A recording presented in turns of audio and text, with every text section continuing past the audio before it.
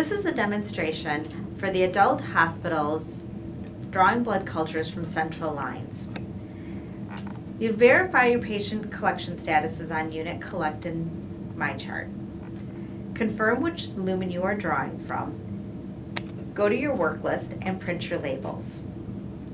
If your patient has an antibiotic or ethanol lock in place, you'll need to remove a 5 ml waste. If the lumen is HEP locked or the lumen has a continuous infusion running, you do not need to draw a waste. At this point, you would change the needleless access device prior to drawing your blood culture. For the purpose of this video, we will not be doing the cap change, but if you need information on that, you can check out the Central Line Change Adult Skills Checklist.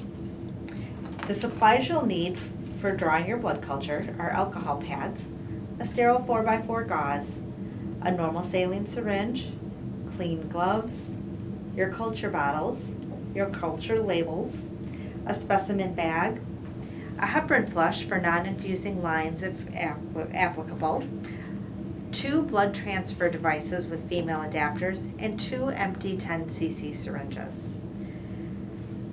You'll explain the procedure to the patient and family and evaluate the central line for insertion site for any complications, including infection, catheter migration, leaking, and phlebitis.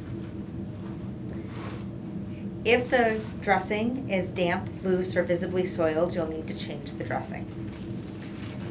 Clean off your work surface with a disinfectant wipe.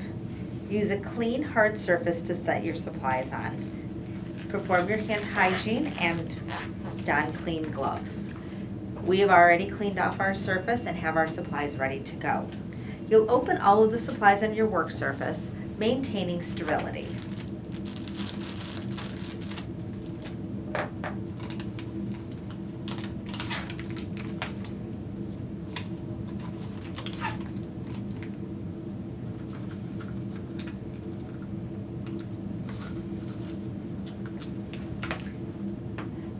You open a sterile 4x4 gauze, keeping the outside wrap under the 4x4. Place it under the needleless access device to provide a clean barrier to the patient.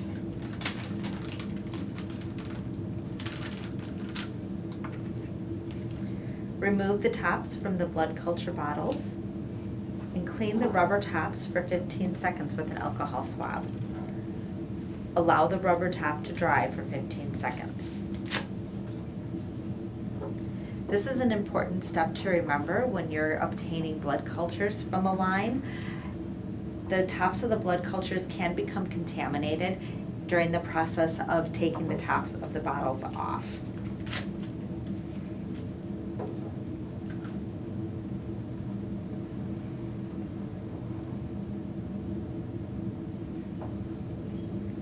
If it's not contraindicated, put all of your IV pumps on hold and clamp all of your lumens except the lumen you will be drawing the blood sample through.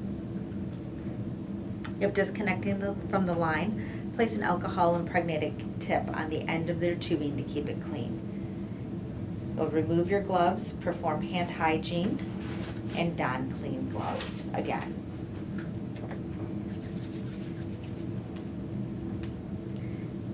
It's important to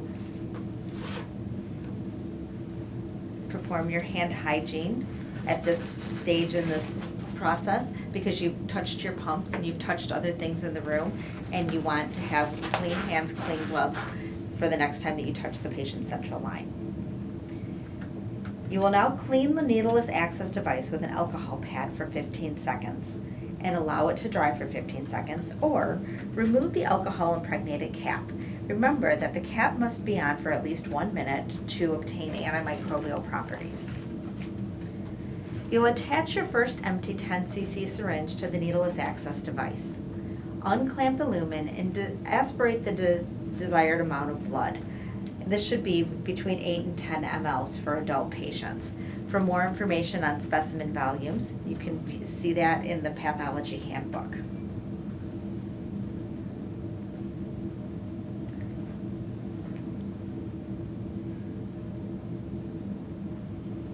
While maintaining sterility, remove the syringe of blood from the needleless access device and set the patient's lumen down on the gauze.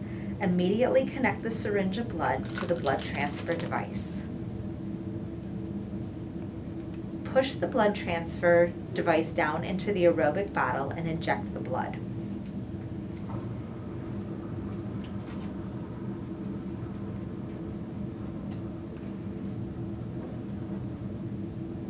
To obtain anaerobic cultures, you will repeat the same steps using another N10cc syringe. Once you've collected your anaerobic sample, you will clean your needleless access device with an alcohol pad for 15 seconds and allow it to dry for 15 seconds.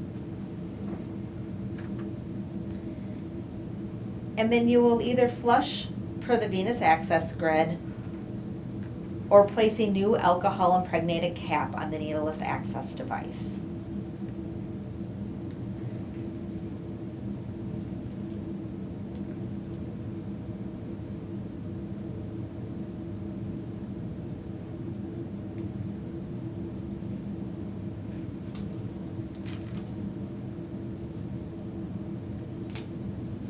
If you have fluids that are running, you can reconnect those as well, or use the alcohol impregnated cap.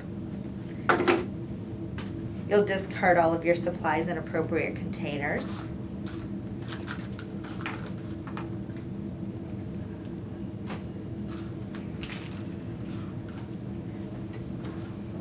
Label your syringes, or label your specimens, and place them in the specimen bag.